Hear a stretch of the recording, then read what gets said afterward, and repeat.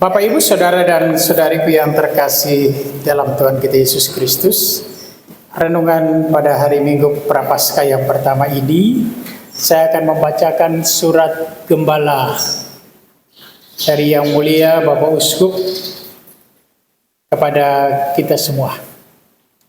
Temanya adalah pertobatan ekologis, bergerak bersama untuk merubah dan berbuah demi alam lestari dan hidup manusia terjamin. Para pastor, biarawan-biarawati, Bapak Ibu, saudara-saudari, umat beriman yang terkasih. Dengan ditandai dengan abu sebagai tanda pertobatan pada hari Rabu Abu 5 Maret yang lalu, kita memasuki masa Prapaskah sebagai masa pertobatan dengan tema membangun pertobatan ekologis. Masa pertobatan tahun ini menjadi istimewa karena bertepatan dengan tahun jubileum dengan tema Pesiarahan Harapan. Dituntut oleh dua tema ini sebagai pesiarah di tengah-tengah kehidupan manusia dan alam ciptaan yang terancam dan menjerit karena kerusakan, kerakusan, kebusukan perilaku manusia terhadap sesama dan lingkungan alam sekitarnya, kita masing-masing secara pribadi dan bersama diajak untuk bertobat, bermetanoia, mengubah secara konkret dan nyata pola pikir, pola rasa, pola perilaku hidup kita dalam relasi dengan manusia serta alam ciptaan, sehingga menghasilkan buah kelestarian alam dan kesejahteraan hidup manusia. Dan dalam menjalani siara pertobatan ini, kita bagaikan pesiara-pesiara berjalan bersama melalui pintu suci pertobatan dengan pengharapan yang kokoh dan pasti bahwa di ujung perjalanan pesiaran pertobatan ini, karena kerahiman, belas kasih dan rahmat Allah, hidup kita manusia terjamin dan alam ciptaan Tuhan menjadi lestari. Ajakan untuk pertobatan ekologis muncul dari refleksi Paus Fransiskus sebagaimana dituangkan dalam ensikliknya Laudato Si, bahwa kita manusia sebagai salah satu ciptaan Tuhan perlu mengubah cara pandang, perilaku, dan interaksi kita dengan alam ciptaan Tuhan. Kita perlu bertobat dalam arti mengakui kesalahan dan dosa kita manusia terhadap alam serta melakukan tindakan atau gerakan perubahan. Dosa seperti apa dan gerakan seperti apa, itulah yang coba kita renungkan. Masa pertobatan ini merupakan waktu yang baik untuk menyadari dan mengakui di samping dosa-dosa yang merusak relasi kita dengan Tuhan dan sesama, dosa-dosa nyata di mana kita lalai, gagal, dan tidak menjaga serta merawat alam ciptaan Tuhan di lingkungan sekitar kita. Padahal sejak kecil, dalam lingkungan keluarga, sekolah, gereja, masyarakat, sudah ditanamkan kebiasaan atau tradisi yang baik untuk menjaga dan merawat alam sekitar di mana kita tinggal, seperti tanaman, tanah, air, dan udara. Orang tua, guru, pemimpin gereja, dan masyarakat menanamkan tradisi dan budaya bersih, membuat rumah menjadi lingkungan yang hijau dengan tanaman, bunga, dan pohon, merawatnya, menyiram atau memberi pupuk supaya subur, tidak memboroskan air waktu mandi atau membersihkan barang-barang lainnya.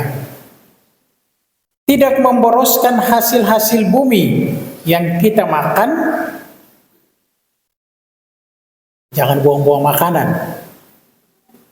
atau membiarkan menjadi busuk. Tidak memboroskan energi gas atau listrik dengan memadamkannya ketika tidak perlu memakainya. Itulah kebiasaan-kebiasaan kecil yang memberikan dampak besar bukan hanya untuk diri sendiri, tapi juga untuk orang lain dan alam sekitar. Tetapi justru pada kebiasaan-kebiasaan kecil dan sederhana itulah seringkali kita lalai. Hidup boros, suka buang sampah di mana-mana,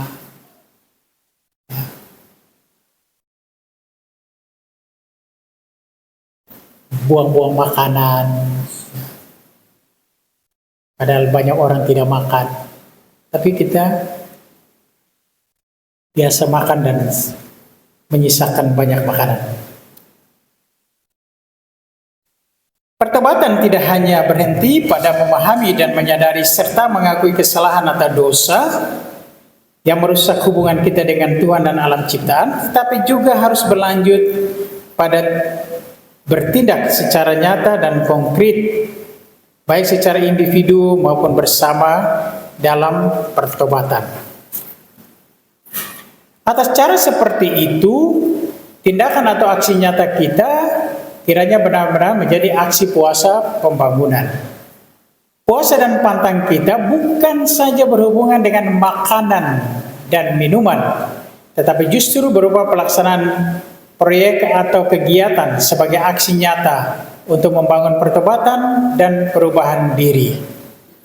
Tentu kegiatan aksi nyata dan tradisi pertobatan ekologis itu perlulah didukung, diperkuat dengan kegiatan refleksi, doa, devosi, liturgi, kegiatan amal kasih, puasa, dan mati raga, sebagaimana sudah menjadi tradisi kita orang Katolik. Bapak, Ibu, saudara dan saudari terkasih, adalah tradisi yang baik bahwa dalam masa pertobatan ini, di samping kegiatan nyata, doa, devosi, dan perayaan liturgis, kita juga harus menerima sakramen pengakuan dosa. Nanti akan ada jadwal pengakuan dosa di paroki-paroki di wilayah Manado dan sekitarnya, termasuk di stasi ini atau pusat paroki ini. Maka manfaatkanlah waktu itu. Justru dengan sakramen pengakuan dosa, manusia yang lemah dan jatuh dalam dosa dibebaskan atau diampuni serta didamaikan kembali dengan Tuhan.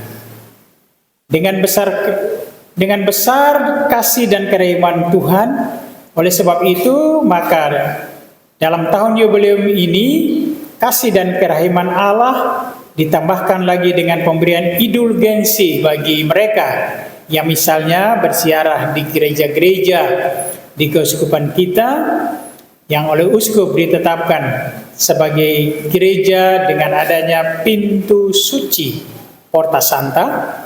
Syaratnya ialah menerima sakramen tobat, menyesal serta secara sempurna serta bebas dari keinginan untuk berbuat dosa, menerima komuni kudus, dan berdoa untuk intensi Bapa Suci.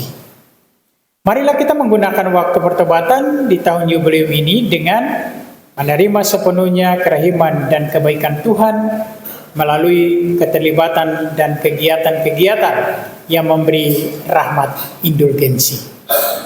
Masa pertobatan adalah juga waktu yang baik dan tepat untuk beramal kasih, berbuat baik.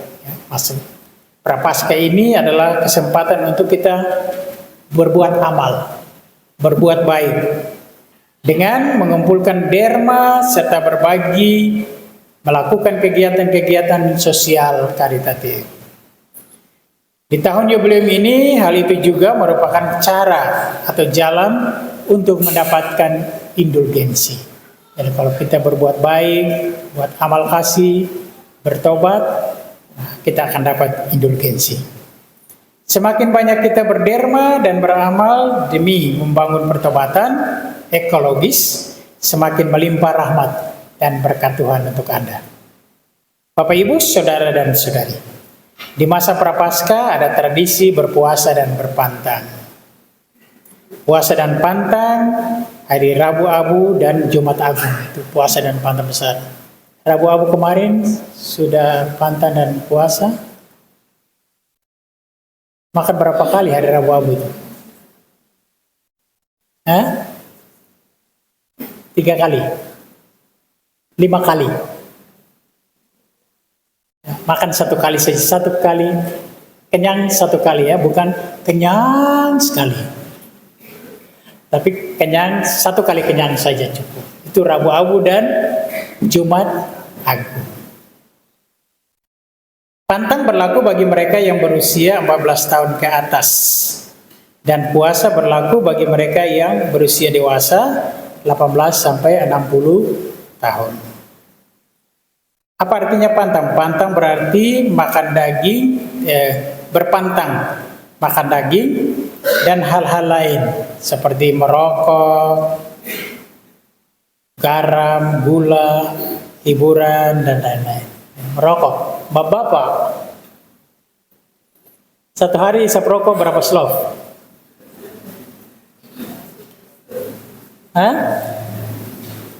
Bapak-bapak 1 hari saya rokok berapa slov? Berapa bungkus? Berapa slov ibu-ibu langsung telinga berdiri? Jadi bapak-bapak kalau isap rokok 1 hari 1 slov, ini 1 hari 1 batang saja ya. Pantang 1 hari 1 batang saja. Kalau ibu-ibu apa dan? Ibu pantang apa? Carlota. Ibu-ibu kan suka bicara banyak toh.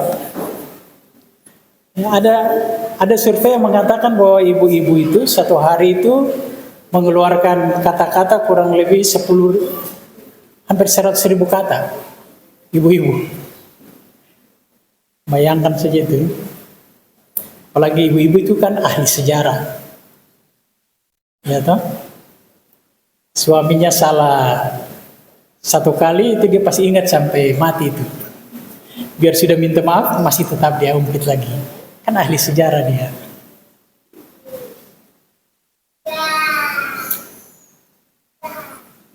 Begitu. Jadi masing-masing boleh cari sendiri apa yang harus dia buat selama masa pantang ini ya. Jadi cari sendiri, kalau sudah biasa isap rokok kurangi, garam kurangi, macam-macam itu. Boleh mencari sendiri. Bapak Ibu Saudara dan Saudariku yang terkasih, marilah dengan penuh sukacita iman serta pengharapan yang kokoh kita berjalan bersama, berpartisipasi aktif, terlibat dalam gerakan bersama memasuki pintu suci masa pertobatan ini dengan doa, siara, amal kasih, dan puasa serta pantang untuk menikmati dengan penuh rasa syukur dan menjaga serta merawat relasi persaudaraan yang harmonis dengan sesama manusia serta seluruh alam ciptaan Tuhan. Salam dan berkat Tuhan. Monsinyur Benedictus Stephanus Roli untuk MSc, Uskup Keuskupan Manado. Selamat berpuasa dan berpantang. Tuhan memberkati kita semua.